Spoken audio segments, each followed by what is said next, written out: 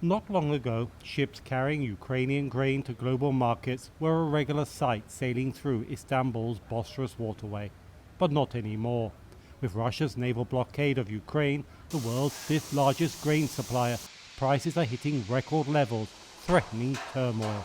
Lebanon's 2020 wheat import, 75% from Ukraine. And wheat is something like this, like if you want to go buy wheat right now, you will pay lots of money and maybe you won't find to buy it. So like in a country like Lebanon, where there is already financial crisis, you'll have major crisis. The threat of a global food crisis is prompting some NATO countries to intervene. Discussions between Russian Foreign Minister Sergey Lavrov and Turkish officials are due to focus in part on creating a Black Sea corridor to allow Ukrainian grain to access world markets. Ankara says such a deal averts the risk of confrontation between NATO and Russia, given Russia's strong naval presence in the Black Sea. But there is skepticism over Russia's commitment to easing the grain crisis, with analysts saying Moscow could be using it as leverage.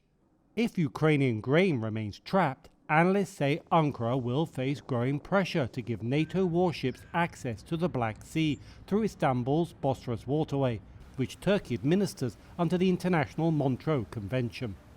Technically and legally, the straits are close to the warships of the two belligerents, Ukraine and Russia.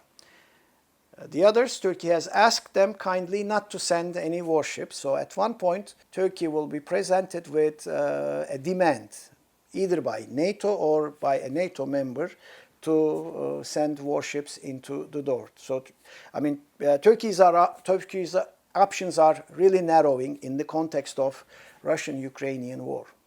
But analysts say Turkey is determined to prevent new protagonists from entering the Black Sea and expanding the war.